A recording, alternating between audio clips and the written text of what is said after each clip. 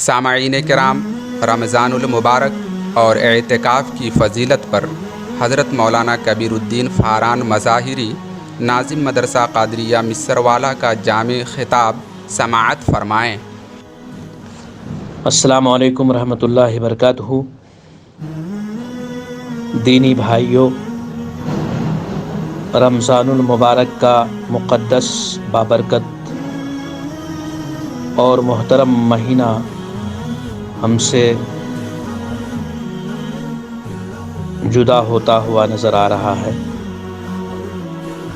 وہ لوگ بڑے خوش قسمت اور اللہ کی رحمتوں، نبی پاک صلی اللہ علیہ وسلم کی مبارک دعاؤں کے مستحق ہیں جو لوگ رمضان المبارک کے روزے، تراویح اور دوسرے اعمال کا اہتمام کرتے نظر آ رہے ہیں۔ اللہ کے نبی حضرت محمد صلی اللہ علیہ وسلم کا پاک ارشاد ہے، جب تک میری امت رمضان کا تقدس اور احترام قائم رکھے گی، وہ کبھی رسوا اور ذلیل نہیں ہوگی۔ اس روشنی میں نہایت بدقسمت لوگ وہ ہیں جو رمضان المبارک کے روزے صحت و عافیت ہونے کے باوجود نہیں رکھتے۔ اسی طرح رمضان المبارک کی عبادتوں میں تراویح بھی ہے۔ تراویح کا اہتمام بھی ایک امتی کا اہم اخلاقی اور دینی فریضہ ہے۔ تراویح میں مکمل قرآن کریم کا سننا سنت ہے۔ لاک ڈاؤن کے دور میں مسجدوں میں تراویح نہیں ہو رہی ہے۔ کیا ہی خوش قسمت ہیں وہ ماں باپ جن کی اولاد حافظ قرآن ہے اور وہ تراویح کی نماز اپنی فیملی میں ادا کر رہے ہیں۔ اسی طرح رمضان المبارک کی عبادتوں میں اعتکاف بھی ایک اہم عبادت ہے۔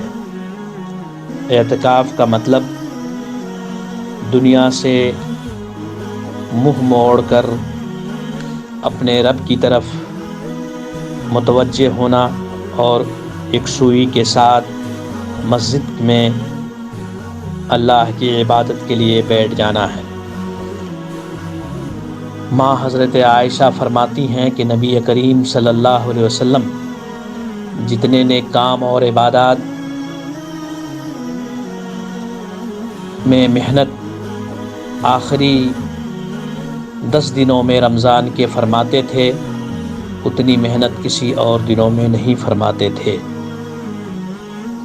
رسول اکرم صلی اللہ علیہ وسلم جب آخری عشرہ رمضان کا داخل ہوتا تھا تو آپ کمر بستہ ہو جاتے تھے، رات بھر جاگتے اور اہل و عیال کو بھی جگاتے تھے۔ اعتکاف کا یہ عمل رسول اکرم صلی اللہ علیہ وسلم کا اشارہ کرتا ہے۔ یہ امتی کے لیے بھی رسول اکرم صلی اللہ علیہ وسلم کا یہ مبارک اسوہ قابل عمل ہے۔ دیکھا جاتا ہے کہ محلے کے کسی ریٹائرڈ شخص کو لوگ مسجدوں میں پکڑ کر بٹھا دیتے ہیں اور بقیہ لوگ ایک آزادانہ زندگی گزارتے ہیں جو بہت بہتر نہیں ہے۔ آپ کے علم میں ہونا چاہیے کہ آخری عشرہ میں ایک رات آتی ہے جس کو لیلۃ القدر کہتے ہیں۔ اس رات کی بڑی اہمیت اور عظمت بتائی گئی ہے، اور اسی راتوں میں سے ایک رات ہے جس میں اللہ تبارک و تعالی دعاؤں کو قبول فرما لیتے ہیں، اور سب سے عظیم خصوصیت اس رات کی یہ ہے کہ اسی میں قرآن کریم کا اسی عشرہ اور رات میں قرآن کریم کا انمول تحفہ امت کو اللہ تبارک و تعالیٰ نے بخشا ہے۔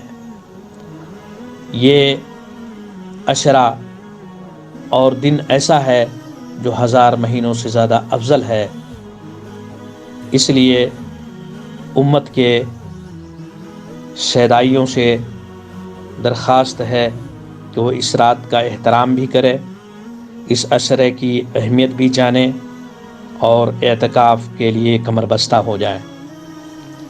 رمضان المبارک کے مہینے میں خاص طور پر رسول اکرم صلی اللہ علیہ وسلم ہوا سے زیادہ تیز اور رحمتوں کی، شفقتوں کی اور سخاوتوں کی بارش اپنی ذات سے برساتے تھے اور آپ سب سے زیادہ سخی ہو جاتے تھے۔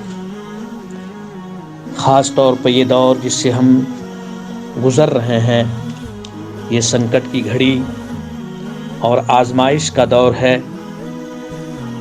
اور دیش واسیوں اور اللہ کے نیک بندوں روٹھے رب کو منانے کی یہ اہم راتیں اور یہ مبارک دن سے ہم گزر رہے ہیں۔ اس لیے اللہ کے نبی کا طریقہ تھا کہ بہت سخاوت کرتے تھے۔ سخاوت، مدد اور مدارس اسلامیہ جو دین کا قلعہ ہے، جہاں قرآن اور حدیث کی تعلیم ہوتی ہے، جہاں انسانیت کا درس سکھلایا جاتا ہے اور پڑھایا جاتا ہے، اس کی مدد بھی بے انتہا ضروری ہے۔ آپ یاد رکھیے، مذہب سے انسانیت اور خدمت نکال دی جائے تو صرف عبادت رہ جاتی ہے۔ اگر صرف عبادت انسانوں کی پیدائش کا مقصد ہوتا تو اللہ تبارک و تعالی فرشتوں کو، جس کی صفت صرف عبادت ہے، کیوں پیدا کرتے؟ اس لیے مانو ذاتی کے ساتھ چاہے کسی دھرم کا ہو، ان کی مدد کے لیے کھڑے ہو جانا اور سخاوت کے ہاتھوں سے ان کی مدد کرنا، یہ ملت اسلامیہ کا بھی خاص فریضہ ہے۔